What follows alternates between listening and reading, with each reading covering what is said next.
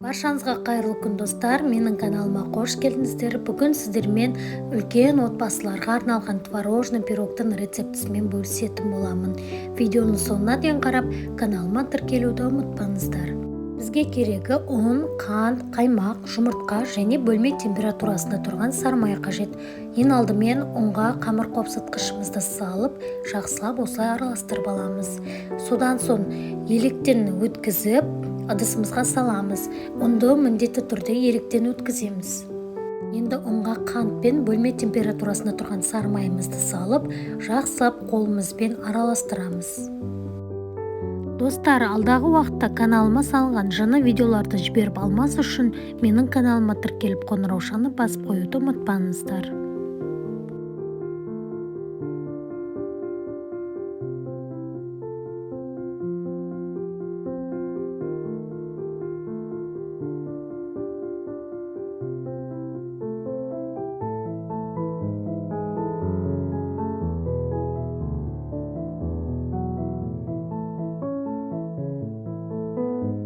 Қамырымызды ұсақ қолымызбен ұсақтап аламыз. Өте ұсақ болып шығу қажет. Міне біздің қамырымыз дайын болды. Енді осыған 2 жұмыртқа мен қаймағымызды саламыз. Қамырымызды жұмсақ қылып илеп шығамыз.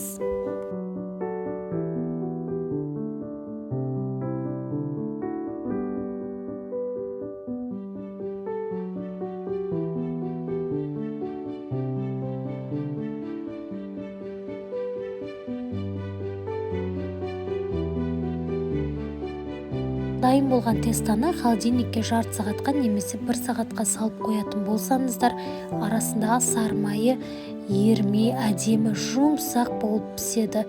Сондықтан міндетті түрде тестамызды холодильникке салып қоямыз.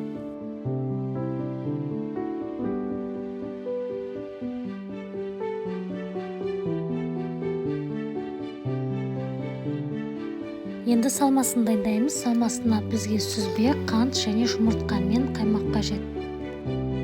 Қоспалардың барлығын біріктіріп, блендермен немесе шанышқымен жақсылап массамыз біркелкі болғанша араластырып шығамыз.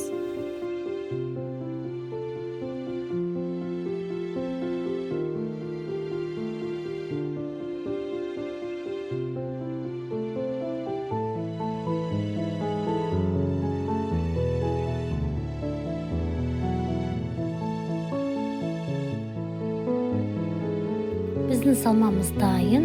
Осылай қатты сұйық, қатты қою емес, дәл видеодағыдай болып шығу қажет. Енді холодильниктен шыққан тестамызды алып, пешке қоятын ыдысымыздың төменгі жағына қолымыздың көмегімен осылай жайып шығамыз.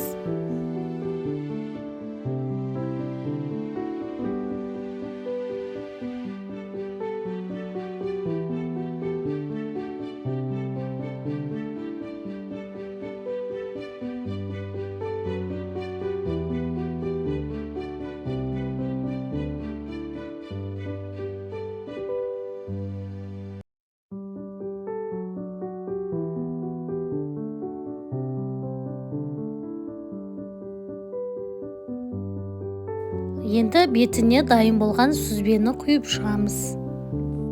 180 градус қызып тұрған пешке 30 немесе 40 минутқа салып пісіріп аламыз. Біздің творожный пирогымыз дайын. Міндетті түрде толық суыған соң ғана кесетін боламыз. Дәмі сондай керемет болып шығады, өте жұмсақ. Міндетті түрде осы рецептпен дайындап көріңіздер.